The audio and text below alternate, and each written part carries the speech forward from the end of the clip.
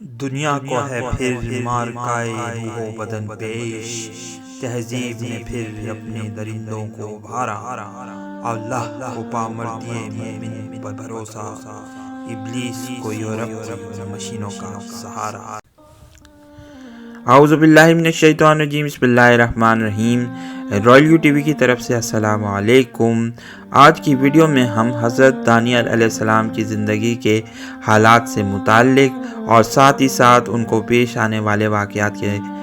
بارے میں بات کریں گے۔ اس کے علاوہ یہ بیان کرنے کی کوشش کریں گے کہ کیا ان واقعات کا اور علم الآخر الزماں کے حوالے سے تعلق بنتا ہے۔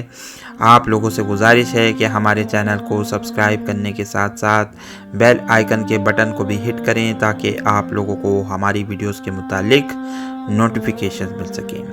حضرت دانیال علیہ السلام کی زندگی کے حالات ہمیں بار بار یہ بتاتے ہیں کہ یہ ایک سچے نبی کی زندگی کے حالات ہیں، اور انہوں نے جو پیشن گوئیاں کی ہیں، جو خواب دیکھے تھے، اس سے محسوس ہو رہا ہے کہ وہ فجر اب نمودار ہونے والی ہے، جہاں پر ہمیں یہ نظر آئے گا کہ اللہ کا نظام پوری دنیا پر قائم ہو کر رہے گا، اسلامی خلافت پوری دنیا پر چھا جائے گی، جس کا ذکر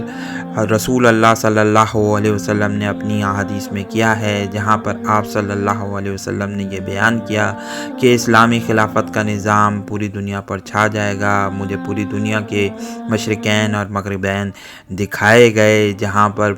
اللہ تعالیٰ کا نظام ضرور پہنچے گا۔ کوئی بھی شخص چاہے وہ خوشی سے چاہے وہ جبر سے ہو، اللہ تعالیٰ اس پر یہ نظام ضرور نافذ کر کے رہیں گے۔ بہرحال حضرت دانیال علیہ السلام کی زندگی کے حالات کی طرف اگر ہم پلٹیں تو ہمیں محسوس ہوتا ہے کہ حضرت دانیال علیہ السلام کا جنم انہی حالات میں ہوا تھا جس سے بنی اسرائیل اس طریقے سے گزر رہے تھے جس طریقے سے آج مسلم امہ اپنے اس دور میں گزر رہی ہے۔ اس زمانے میں بنی اسرائیل پر بے تحاشا ظلم اور جبر و تشدد کا ماحول سرگرم تھا۔ اس کے علاوہ ہم یہ بات بھی جانتے ہیں، تاریخ میں ہم پڑھ سکتے ہیں کہ بخت نصر جو زمانے میں بابل کا بادشاہ ہوا کرتا تھا، اس نے بابل سے یروشلم آ کر اس کی اینٹ سے اینٹ بجا دی تھی، تباہ و برباد کر دیا تھا اور پورے شہر کو آگ لگا دی تھی، اور ساتھ ہی ساتھ اس نے ہیکل سلیمانی کو بھی آگ لگا کر اس کو برباد کر دیا تھا اور زمین بوس کر دیا تھا۔ پھر بعد میں جیسے کہ یہودی اپنی تواریخ میں بیان کرتے ہیں، گو کہ ان دعووں کی حقیقت کی تصدیق نہیں ہو سکتی، لیکن بہرحال وہ یہ کہتے ہیں کہ ہزاروں اور لاکھوں لوگوں کو غلام بنا کر بنی اسرائیل سے بابل لے جایا گیا تھا۔ گو کہ ان کی تعداد میں ایگزیجریشن ہے، لیکن پھر بھی اگر ہم ان دعووں کو مان لیں تو یہ بات ہمیں تاریخ میں ضرور نظر آتی ہے کہ حضرت دانیال علیہ السلام جو اس زمانے میں کم عمر تھے، بہت سارے لوگ یہ کہتے ہیں کہ وہ بچے تھے، ان کو غلام بنا کر لے جایا گیا تھا، اور پھر بخت نصر نے یہ کوشش کری تھی کہ ان بچوں کو ایک خاص مقام اپنے دربار میں دیا جائے تاکہ ان لوگوں کی پرورش کی جائے اور پھر دربار میں اعلیٰ عہدوں پر فائز کر دیا جائے۔ یہی وجہ ہے کہ حضرت دانیال علیہ السلام اور 3 دیگر دوسرے احباب کا ضرور ہمیں ملتا ہے تاریخ میں ذکر، جہاں پر یہ بات ہمیں نظر آتی ہے کہ ان چاروں لوگوں کو انتہائی شاندار تعلیم کے زیور سے آراستہ و پیراستہ کیا گیا تھا، اور ساتھ ہی ساتھ یہ بھی کہا گیا تھا کہ اگر آپ زیادہ سے زیادہ تعلیم حاصل کریں گے تو آپ کو مزید بڑے عہدوں پر فائز کیا جائے گا۔ یہی وجہ تھی کہ اپنی جوانی کے عہد تک حضرت دانیال علیہ السلام پہنچتے دربار میں خاص مقام حاصل کر چکے تھے، گو کہ بادشاہ کی نظر ابھی تک ان پر نہیں پڑی تھی۔ پھر اسی زمانے میں بخت نصر کو وہ خواب نظر آیا جہاں پر ہم نے جس کو اپنی ویڈیو میں بیان بھی کیا ہے، جہاں پر اس کو یہ نظر آیا کہ ایک مورتی ہے جس کا سر سونے کا ہے، اس کے ہاتھ اور سینہ چاندی کے ہیں، پیٹھ اور رانیں تانبے کی ہیں، اور پھر اس کے پیر اور پنڈلیاں جو ہیں وہ مٹی اور لوہے سے بنے ہوئے ہیں۔ اب بخت نصر نے اپنے تمام درباریوں کو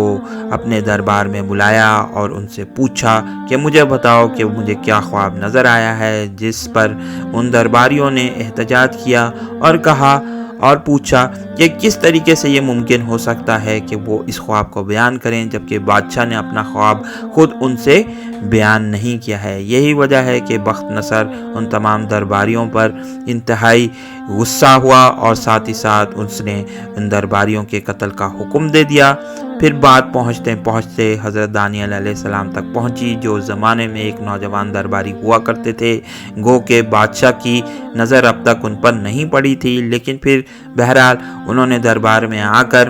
اس خواب کو بیان کیا اور ساتھ ہی ساتھ بادشاہ کو یہ بتایا کہ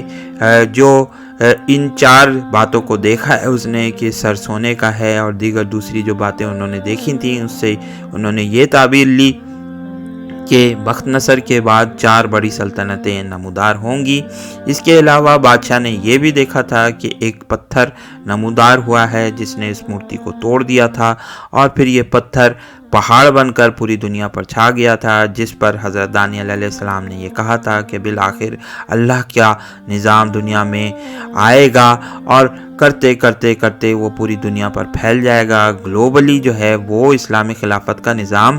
آخر قائم ہو کر رہے گا۔ یہ بات حضرت دانیال علیہ السلام نے اپنے خواب میں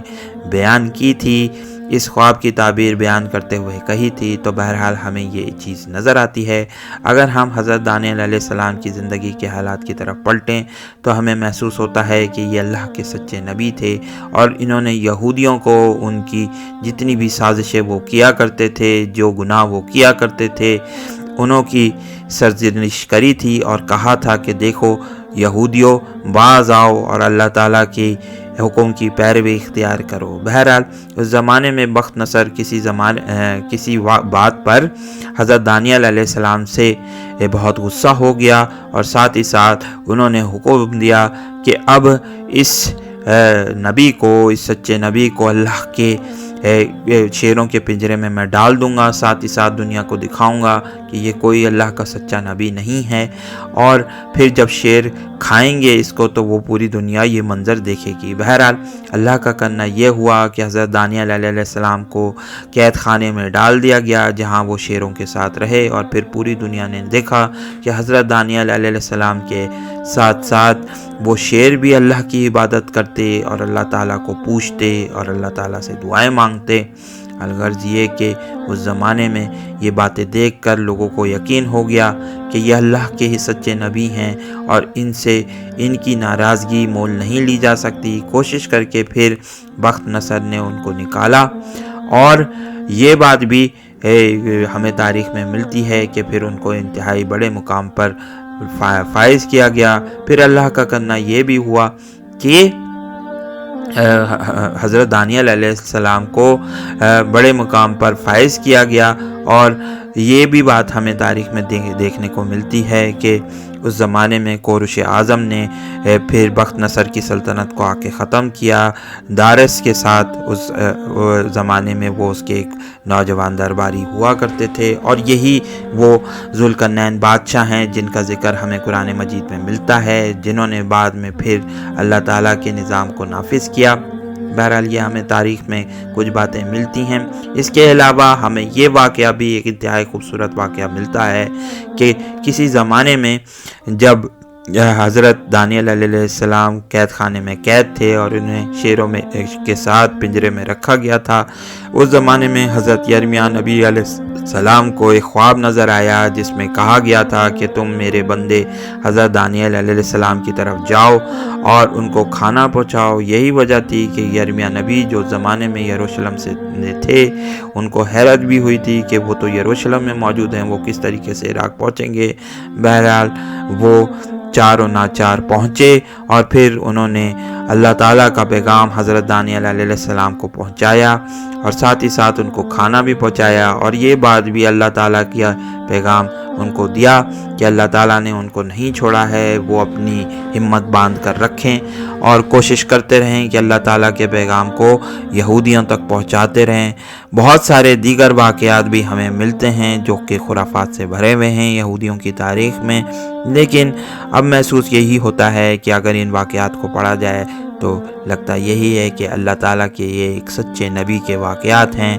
اور اللہ تعالیٰ نے ان واقعات کے ذریعے علم الآخر زمان کو بھی بیان کیا ہے، اور اس کے علاوہ ہمیں حضرت ازاکیل علیہ السلام کے صحیفوں میں بھی جو پیشن گوئیاں ملتی ہیں اس کو بھی ہم اگلی آنے والی ویڈیوز میں ان کا ذکر کریں گے اور بتائیں گے اور ان پر تبصرہ کرنے کی جسارت کریں گے، گو کہ ان تمام کی تمام پیشن گوئیوں کے متعلق یہودی بھی اپنے دعوے کرتے رہے ہیں، اور یہ جنون پرست طبقہ، یہ جنونی طبقہ جو اس وقت پوری دنیا پر اپنا تسلط قائم کر چکا ہے، وہ چاہتا ہے کہ ان پیشن گوئیوں کی آڑ میں اپنا ایک خاص ایجنڈا پوری دنیا پر مسلط کر دے تاکہ پھر اس کا ایک نظام پوری دنیا پر قائم ہو۔ یہی وجہ ہے کہ اگلے آنے والی ویڈیو میں ہم حضرت دانیال علیہ السلام کے اس خواب کا ذکر کریں گے جس میں انہوں نے 4 درندوں کو دیکھا تھا، اور پھر وہی درندے جو اس وقت محسوس ہوتا ہے کہ پوری دنیا پر چھا گئے ہیں اور انہوں نے اپنا نظام قائم کر لیا ہے۔ لیکن بہرحال ہم ان واقعات کی طرف آئیں گے، ان بائبل کی پیشن گوئیوں کو ذکر کریں گے جو آپ پڑھ سکتے ہیں بک آف ڈینیل میں اور بک آف ایزیکیل میں، اور ان پر کوشش کریں گے کہ اس کو مزید تفاصیل کے ساتھ بیان کیا جائے، اور کچھ ایسے واقعات بھی بیان کریں گے جو حضرت عمر رضی اللہ تعالیٰ عنہ کی خلافت میں پیش آئے، جو ہمیں تاریخ میں ملتا ہے حضرت دانیال علیہ السلام کے حوالے سے، اور مزید جو ہے حضرت دانیال علیہ السلام کی زندگی کے حالات پر تبصرہ کریں گے، کیونکہ ہم یہ بات سمجھ سکتے ہیں کہ حضرت دانیال علیہ السلام کی زندگی کو سمجھنا علم الآخر الزماں کے حوالے سے، جو اس وقت قرب قیامت کی احادیث کو بھی ہم پڑھ رہے ہیں اور ساتھ ہی ساتھ دیکھ رہے ہیں، ان کے حوالے سے بہت ہی امپورٹنٹ ہو جاتا ہے۔